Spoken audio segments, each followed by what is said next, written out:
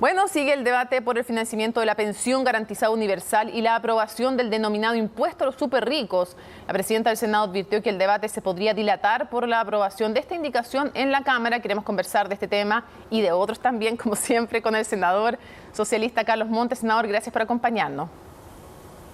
Muchas gracias a usted, Mónica. ¿Cómo está? Muy bien, gracias.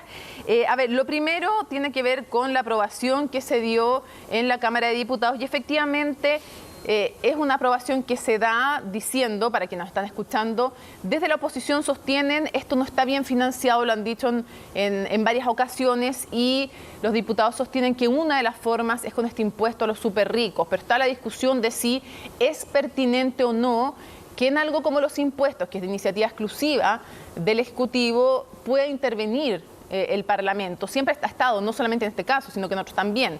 Lo primero que quiero preguntarle es su opinión sobre que se haya aprobado con el impuesto a los superricos. Mire, aquí hay que tener muy presente de que el proyecto de la pensión básica universal o la pensión garantizada universal no tiene un financiamiento consistente. Uno puede interpretar el informe del fondo de que aquí hay un déficit de 2.000 millones de dólares. Me refiero al Consejo Fiscal Autónomo, sí, un organismo de Estado, plural. Dice que faltan 2.000 millones de dólares y que hay que retrabajar el financiamiento. A partir de eso, en la Cámara de Diputados empiezan a plantear ideas de cómo reconstruir el financiamiento. Este diálogo tiene que ser con el gobierno, porque en muchos aspectos solo tiene iniciativa el Ejecutivo. El Parlamento, de acuerdo a la Constitución y de acuerdo a la ley orgánica del Congreso, no puede aprobar proyectos sin financiamiento. El ministro Cerda dice, pero este tiene financiamiento para este año. Pero ¿qué es lo que dice el Consejo Fiscal Autónomo? Los temas previsionales tienen que pensarse a 50 años el financiamiento, porque van generando problemas en la medida que van generándose los gastos en el desarrollo de las cosas. O sea, el informe no es serio. Los diputados plantean estas indicaciones respecto al impuesto a los superricos, una materia que veníamos trabajando bastante alta. Esto partió incluso en el contexto de varios grupos en la campaña, que hay un conjunto de personas muy ricas en este país que pagan muy pocos impuestos. Entonces, por eso que se ha planteado la idea de ponerle un impuesto a aquellos que tienen 5 millones de dólares acumulados a aquellos que tienen 22 millones de dólares. Y se hace una propuesta que va más allá de la facultad, efectivamente, pero la Cámara de Diputados trató de provocar un diálogo con el gobierno, no hubo capacidad de interacción, no hubo respuesta. Bueno, y al Senado nos llega el informe con estos artículos aprobados. Senador. ¿Qué vamos a hacer nosotros? ¿Sí? Sí, es que separemos una cosa. Lo primero, olvídese por un momento del impuesto a los superricos. Sin ese impuesto, usted dice, no está financiado, haciendo eco de lo que decía el Comité Fiscal Autónomo, ¿no? Pero hagamos a un lado un rato el impuesto a los superricos. Sin ese impuesto, con las fuentes de financiamiento que alcanzan a este año, ¿usted estaría dispuesto a aprobar la pensión garantizada universal? Lo que pasa es que la pensión básica universal es de por vida, es para todo el tiempo que las personas viven. Entonces, este año, claro, porque este año es el año que tiene menos gasto. Y la verdad que a lo mejor en 2 o 3 años, nosotros, ¿por qué tenemos que ser serios? Porque el problema se va a presentar a partir del 2.º y 3.er año, y de ahí en adelante.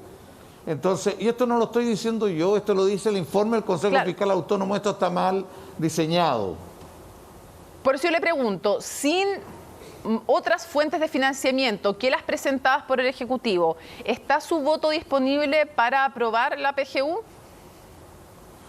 Miren, mi opinión personal es que el financiamiento de la PGU, porque la PGU es otra cosa. Sí, el financiamiento. El financiamiento es insuficiente. Y por lo tanto, yo creo que tal como está, eso no se puede aprobar. Ya.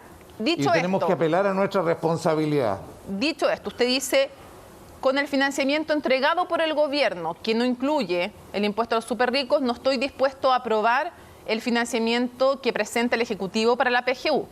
Incluyamos ahora el impuesto a los superricos. El impuesto a los superricos como forma de financiamiento, ¿usted está dispuesto a aprobarlo o cree que tiene razón el Ejecutivo en hacer reserva de constitucionalidad y que se estaría vulnerando una facultad exclusiva del Ejecutivo?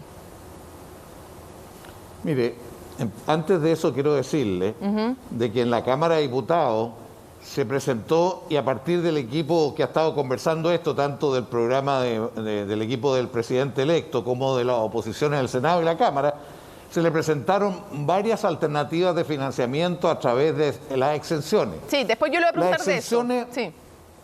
Bueno, es que quería saber, le voy a preguntar después de las soluciones, después le pregunto de las soluciones y de hecho una que usted también específicamente ha hablado de hace harto tiempo, pero después se lo voy a preguntar, pero ¿usted está dispuesto a aprobar el impuesto a los superricos como forma de financiar la PGU o cree que eso es vulnerar una facultad del Ejecutivo? Mire, yo creo que efectivamente no es facultad de los parlamentarios. Lo que pasa es que con este gobierno han ocurrido cosas que cuando no se hace cargo de los problemas, cuando no tienen respuesta, van surgiendo alternativas. Al Senado nos llega un proyecto con esto ya aprobado. Lo normal es que el Senado ve los proyectos a partir de lo que llega de la Cámara de Diputados. Sí. Y ahí tenemos que ver cómo lo vamos a tratar.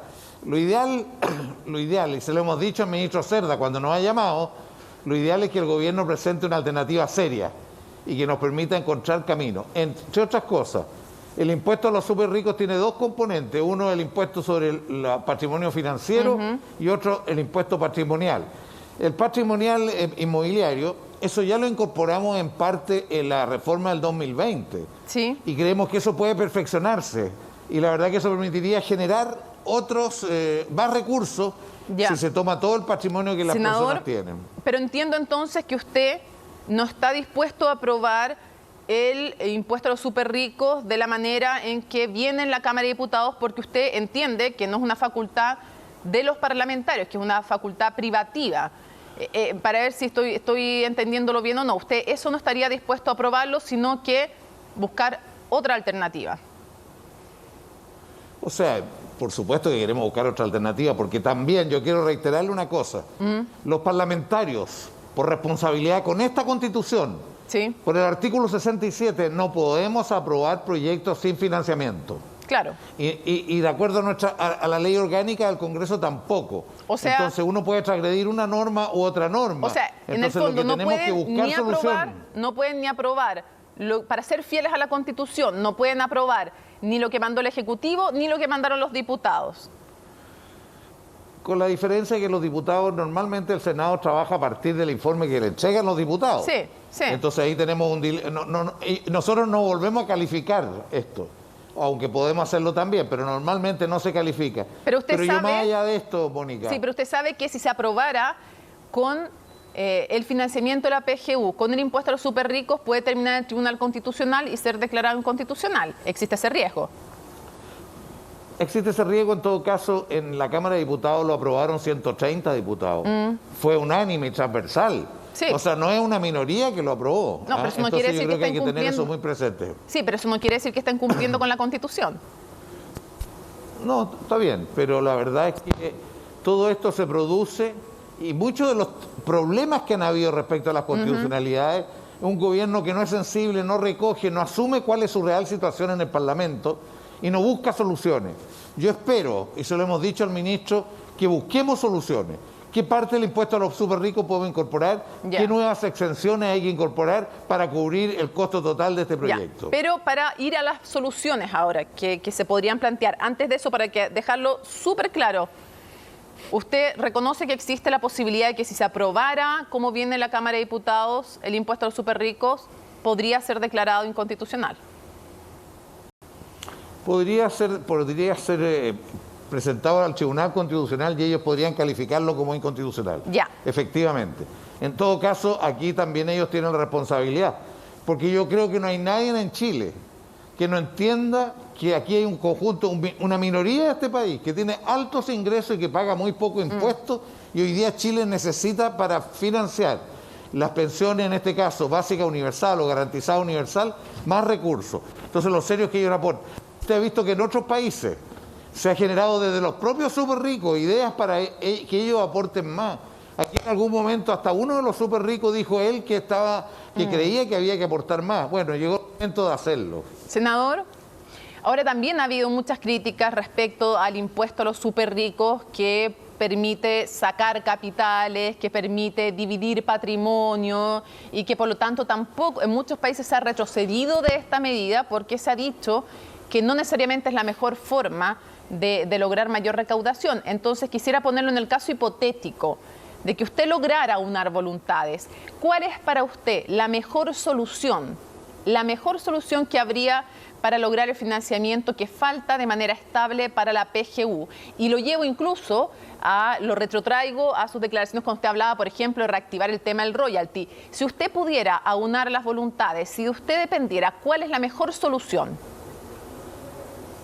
Mire, yo creo que el royalty tiene que ver con una compensación de parte de las empresas que extraen cobre o minerales y que por lo tanto tienen que aportarle a la sociedad chilena lo que ellos se llevan. Otra cosa es la rentabilidad, que es otra parte de esto.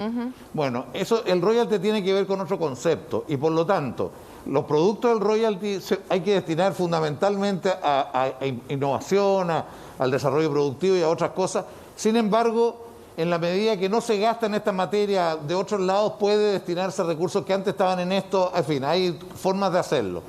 Bueno, yo lo que quiero decirles es que la forma principal tiene que ver con las exenciones. Usted, Mónica, se acordará porque lo conversamos. Las exenciones fue una solicitud y un acuerdo con la oposición en diciembre del 2019. Nosotros le dijimos al ministro Briones, queremos que se investigue, queremos echar abajo, cambiar muchas exenciones, disminuirlas o reorientarlas. Bueno, aquí hay 9.000 millones de dólares en exenciones. Este proyecto, tal como está en exenciones, solamente cubre 1.100, 1.200 de ese orden. O sea, hay realmente un espacio para ampliarse y esperamos que el Ejecutivo acoja las propuestas que le ha hecho la oposición y acoja también unas ideas que hace tiempo que vienen dando vuelta. Por ejemplo, el impuesto a los fondos de inversión, que no tienen impuestos. Entonces, y así podemos hacer un listado Entonces, para usted, la mejor solución de financiamiento de la PGU es vía las exenciones. No el impuesto a los súper ricos, sino que las exenciones. No, yo no. O sea, lo ideal sería que el gobierno estuviera dispuesto a trabajar una alternativa de impuesto a los súper ricos, porque con acuerdo con el gobierno, con una participación más activa de impuestos internos, se pueden lograr un proyecto. O sea, un mix entre exenciones. Un proyecto mucho más sólido. O sea, lo mejor para usted sería un mix entre exenciones y que el gobierno se allane a patrocinar parte del impuesto a los súper ricos para que no sea inconstitucional. Así es. Ya. Lo quiero llevar a otro tema. Para hacerlo más hacerlo más riguroso y para que los súper ricos no eludan todos los controles que hay sobre esto. Uno de los cuales la pasada por paraísos fiscales, distintos mecanismos. Entonces hay que realmente cerrar varios forados que hay. Lo quiero llevar a otros temas, porque no es lo único que uno quiere conversar con usted, el financiamiento de la PGU, pero antes, ¿hay o no también una disputa por quién firma finalmente qué gobierno, el saliente o el entrante, la PGU? ¿Hay en ambos lados o en alguno de los dos lados, cree usted, también una disputa por querer ser quien firma? Yo creo que este es un elemento que siempre está presente en los proyectos al final de los gobiernos. Acuérdese que en otra legislación, en Estados Unidos, por ejemplo, todas las leyes que no son leyes en el momento de cambio de periodo parlamentario bajan a hoja cero, empiezan de nuevo. En Chile tenemos que hay una cierta continuidad. Bueno, pero yo creo que esta es una cuestión menor. Aquí lo fundamental es que los chilenos cuenten con una pensión básica universal, pero que tenga financiamiento serio, que sea algo serio, y en eso hemos estado trabajando porque esto es lo que venía proponiendo. Todas las candidaturas lo proponían, todas las candidaturas de oposición. Nosotros en el mes de diciembre del 2019 y enero del 2020 conversamos, buscamos que el gobierno se abriera a eso. Ya, pero pero usted entonces usted descarta que la oposición esté de alguna manera ralentando esto para lograr que sea el próximo gobierno el que firme el proyecto. Mire, yo lo considero un elemento bastante subordinado, secundario, no es el principal. Ya, pero me reconoce que está en ambos lados también esa preocupación. Quiero llevarlo a otra preocupación, que es el futuro gabinete. Usted ha dicho que es el tiempo de los jóvenes, que no está en sus planes estar en el gabinete del presidente electo, Gabriel Boric, y ya todo eso lo entendimos súper bien. Pero yo quiero preguntarle derechamente, Si lo llama el presidente electo y le dice que lo necesita, ¿usted le va a decir que no al presidente electo? Mire, Mónica, yo no estoy para especular y para tener respuestas de ese tipo. Estos no son hechos concretos. Además, personalmente lo conversamos alguna vez, pero yo creo que yo no me pongo en situaciones hipotéticas. Yo creo que el presidente está haciendo un trabajo serio para llegar a configurar un gabinete lo mejor que pueda. Y por lo tanto veremos qué pasa. Ya, pero me está pateando para el córner. Pero se lo pregunto de otra forma. ¿A usted le gustaría que no lo llame el presidente electo? No, mire, Mónica, no le voy a contestar eso, porque usted entienda de que esto es todo especulación, es todo hipotético, no tiene una base y por lo tanto yo no le voy a contestar. Ya, pero hay gente como Andrea Repeto, por ejemplo, que ha cerrado la puerta y ha dicho yo no voy a estar, ni aunque me pidieran estaría en un gabinete. Lo que usted está haciendo es algo distinto, es decir, no quiero especular, pero no está diciendo yo jamás estaría en un gabinete del presidente electo. Bueno, mire, yo no, Andrea Repeto, yo soy Carlos Monte y somos distintos. Es que parece que hay una ventanita abierta, como que intuyo que hay una ventanita abierta.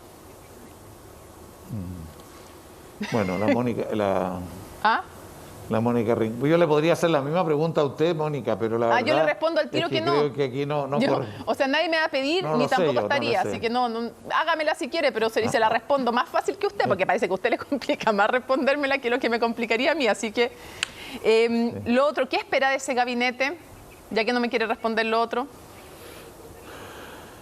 Mire, yo espero un gabinete con mucha energía, mucha voluntad, mucha claridad política de lo prioritario para el primer año, mucha capacidad de trabajo en equipo y mucha capacidad de que la gestión del gobierno sea con la ciudadanía. Aquí lo fundamental es que la ciudadanía se sienta protagonista, actor del proceso y no cliente del proceso.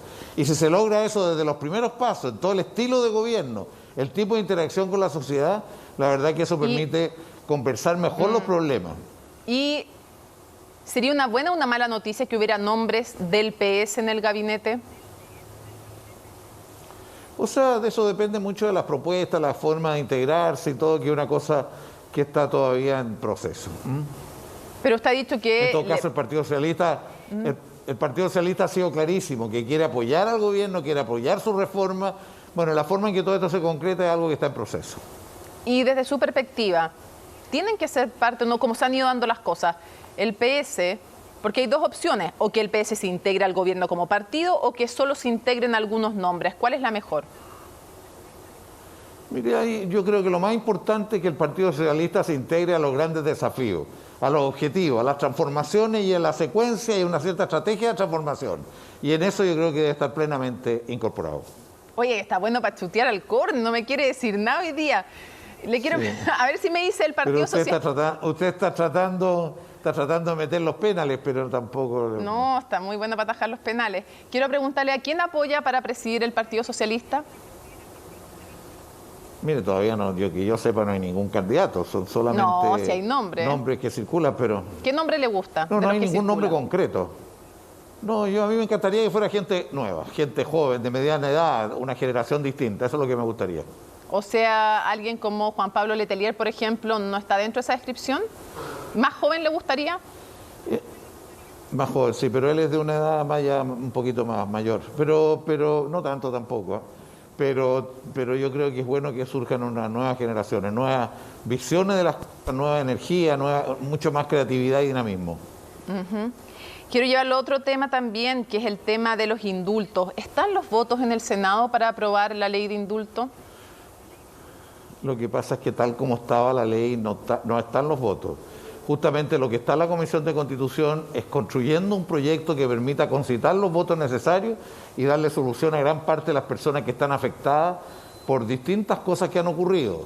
Porque en algunos casos es porque están mucho tiempo presos sin haber tenido ni siquiera condena, y en otros casos lo que ocurre es que las pruebas que se presentan en los procesos son muy discutibles, no son pruebas que son categóricas y por lo tanto que haya una posibilidad de discutir eso. Ahora, ¿no hay un error de fondo en el proyecto cuando se habla de un indulto o amnistía, cuando lo que se quiere en el fondo enfrentar al final pareciera ser más bien el mal uso o extendido uso de la prisión preventiva, ¿no debió más bien, antes que ser un proyecto de indulto o de amnistía, enfocarse en el tema de la prisión preventiva, senador? Yo creo que usted tiene muchas razones, es una parte muy importante del tema. El proyecto fue presentado cuando esto ya estaba bastante avanzado, pero también hay otras situaciones, yo conozco al menos una. Son situaciones en que las pruebas son muy frágiles, en que los antecedentes que dan los afectados son muy contundentes y a pesar de eso han sido condenados o están en proceso de ser condenados. Por lo tanto, se requiere mirar el conjunto de los casos. Ya, pero indultar en esos casos significaría intervenir las facultades de un poder independiente. Efectivamente, tiene que estar condenado para poder indultar, y así es la ley al respecto. ¿Y eso no es atentar contra la independencia del Poder Judicial? Bueno, hay una facultad legal que permite hacerlo bajo ciertas condiciones, que justamente lo que se está discutiendo en la Comisión de Constitución para tener una buena solución. Se está discutiendo entre los parlamentarios, con distintos centros académicos, con los familiares, con todo, buscando una solución. No es fácil una solución. No. Y usted me preguntaba inicialmente, ¿están los votos o no están los votos para el proyecto tal como venía de la Cámara de Diputados? No están los votos, por eso está construyendo una mejor solución. ¿Y qué le pareció que el presidente electo, Gabriel Boric, pidiera urgencia al Senado y que esto se solucionara en enero? Bueno, yo les encuentro toda la razón. O sea, claramente el problema de los presos del estallido es una situación dolorosa.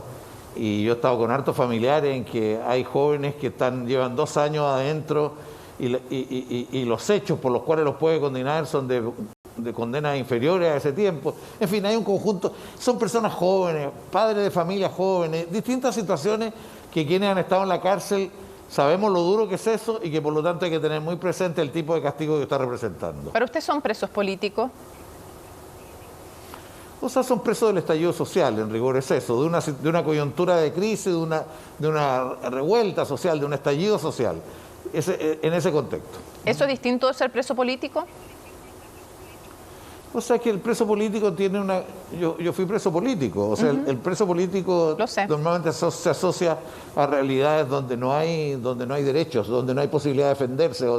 En fin, aquí es una situación que no es una situación normal de un preso por delito y tampoco es un preso político en los términos de que se usaba el término en la época de la dictadura.